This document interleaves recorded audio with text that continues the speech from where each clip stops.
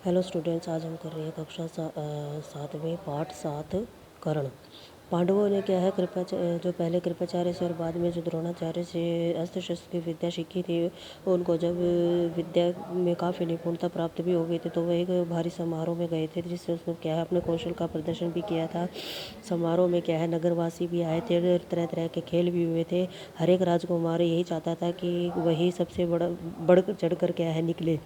आपस में प्रतिस्पर्धा बड़े जोर से की थी, परंतु तीर चलने से क्या है पांडु पुत्र अर्जुन का कोई सानी न था, उनके कोई बराबर नहीं था। अर्जुन ने धनुष विद्या में कमाल का खेल दिखाया था। उनकी अद्भुत चतुरता को देखकर सभी क्या रह गए थे, दंग रह गए थे। फिर वो क्या कहते हैं इसके अंदर बेटा, यह देखकर दुर्योधन का मन क्या है ईर्ष्या से जलने लगा कि उनको वो पसंद नहीं करते थे कि अभी खेल हो ही रहा था तो कि इतने मेरन भूमि के द्वार पर क्या है वो खम ठोकते हुए एक रोबीला और तेजस्वी युवक मस्तानी चाल से आकर अर्जुन के सामने खड़ा हो गया। तो वह युवक और कोई नहीं था, अधिरथ द्वारा पोषित कुंती पुत्र कर्ण ही था। लेकिन उसको कुंती पुत्र होने की बात किसी को मालूम न थी। तो रणभूमि में आते ही उसने क्या है अर्जुन को ललकारा कि अर्जुन, जो भी करतब तुमने यहाँ दिखाए हैं उन्हें बढ़ चढ़कर कौशल मैं भी दिखा सकता हूँ, क्या तुम्हें इसके लिए तैयार हो? इस चुनौती को सुनकर दर्शक क्या है मंडली में बड़ी खलबली मच गई पर ईर्ष्या की आग में जलने वाले दुर्योधन को बड़ी राहत मिली। वह बड़ा प्रसन्न हुआ।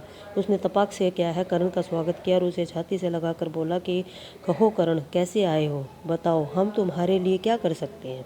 कर्ण बोला कि राजन, मैं अर्जुन से क्या है द्वंद्व युद्ध और आपसे क्या है मित्रता करना चाहता हूँ। तो कर्ण की चुनौती को सुनकर अर्जुन को बड़ा गुस्सा आया। वह बोला कर्ण से कि सभा में जो बिना बुलाए आते हैं और जो बिना किसी के पूछे बोलने लगते हैं तो वे क्या है निंदा के योग्य होते हैं। यह सुनकर क्या है कर्ण ने कहा, अर्जुन, यह उत्सव केवल क्या है तुम्हारे लिए ही नहीं है, सभी प्रजाजन इसमें भाग लेने का अधिकार रखते हैं। व्यर्थ हीडिंग मारने से क्या है फ़ायदा? चलो तीरों से ही बात कर लें। जब कर्ण ने अर्जुन को ये चुनौती दी तो दर्शकों ने ताली बजाई। उनके दो दल बन गए, एक दल अर्जुन को मिल गया तो दूसरा कर्ण को मिल गया। इसी प्रकार वहाँ इकट्ठी स्त्रियों को भी दो दल बन गए। कुंती ने कर्ण को देखते ही पहचान लिया और भय और लज्जा के मारे मूर्छित होकर गिर पड़ी। उसकी यह हालत देखकर विदुर ने दासियों को बुलाकर उसे क्या कराया, होश में लाए। इसी बीच क्या है कृपाचार्य ने उठकर कर्ण से कहा कि अज्ञात वीर महाराज पांडु का पुत्र और कुरुवंश का वीर अर्जुन तुम्हारे यहाँ द्वंद्व युद्ध करने के लिए तैयार है, किंतु तुम पहले अपना परिचय तो दो। तुम कौन हो, किसके पुत्र हो, किस राजकुल को तुम विभूषित करते हो, कि तुम किस कुल से संबंध रखते हो? द्वंद्व युद्ध बराबर वालों में ही तो होता है।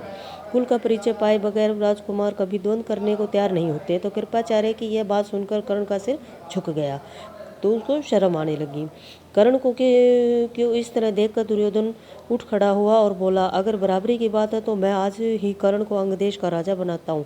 यह कहकर दुर्योधन ने तुरंत पितामह भीष्म और पिता धृतराष्ट्र से अनुमति लेकर वहीं रंगभूमि में ही राज्याभिषेक की सामग्री मंगवाई और कर्ण का क्या है राज्याभिषेक करके उसे अंगदेश का राजा घोषित कर दिया। इतने में ही क्या है जो बूढ़ा सारथी था, जिसके कर्ण को क्या है पाला था, लाठी टेकता हुआ और भय के मारे कांपता हुआ क्या है वहाँ पर सभा में प्रस्तुत हुआ। कर्ण को जो कभी अभी अंगदेश का नरेश बनाया था, उसको देखते ही धनुष नीचे रख उठ खड़ा हुआ और पिता मानकर उसे बड़े आदर से क्या है उसके आगे सिर झुकाया। तो बेटा, मेरा चैनल अगर आपको अच्छा लगे तो इसको लाइक करें, सब्सक्राइब करें। Thank you.